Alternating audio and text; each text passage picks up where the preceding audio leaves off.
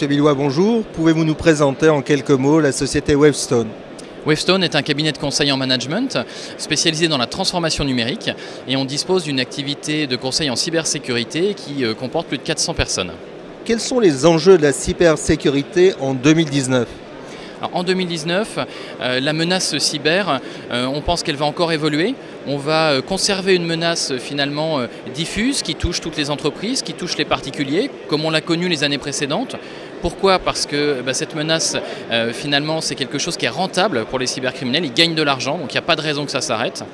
Pour les grandes entreprises, par contre, ce qu'on observe, c'est que les cybercriminels sont de plus en plus astucieux, vont de plus en plus profondément dans les systèmes des entreprises et sont capables d'en comprendre les fonctionnements internes pour créer des attaques ou des scénarios de fraude qui sont de plus en plus complexes.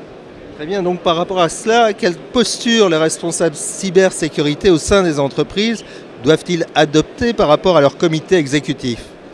Un enjeu pour les responsables cybersécurité, c'est justement de convaincre leur comité exécutif d'investir dans la cybersécurité.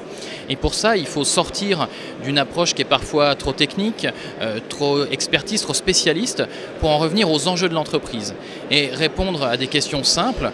Combien d'argent on perd si jamais on a une attaque cyber, combien de temps on met à repartir si jamais notre système d'information est détruit lors d'une attaque, ou quelles peuvent être les amendes qu'on peut subir si jamais on n'est pas conforme aux nouvelles réglementations cyber.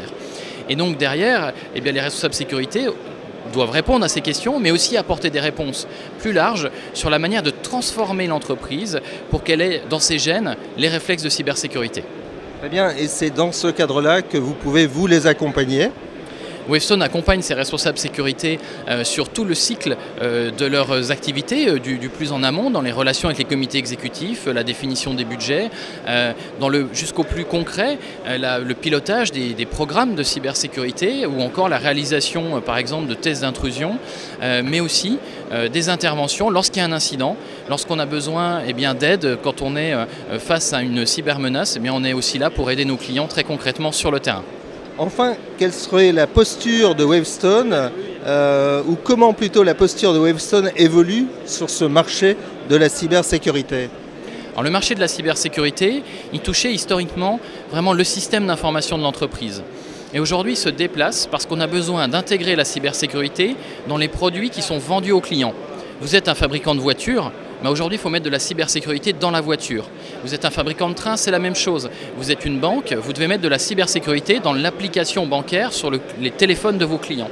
Eh bien, Wavestone, on accompagne ce mouvement qui consiste à ne plus faire de la sécurité que dans les ordinateurs des employés, dans les serveurs, à l'intérieur de l'entreprise, mais aussi de faire de la cybersécurité un argument différenciateur de l'offre de l'entreprise pour finalement rassurer les clients et amener de la confiance auprès des clients pour qu'ils adoptent cette transformation numérique. Question bonus, vous me disiez, ça fait 4 à 5 fois qu'on est présent ici sur le FIC. Cette année, c'est une bonne édition selon vous? Alors, le FIC devient un événement majeur du paysage cybersécurité.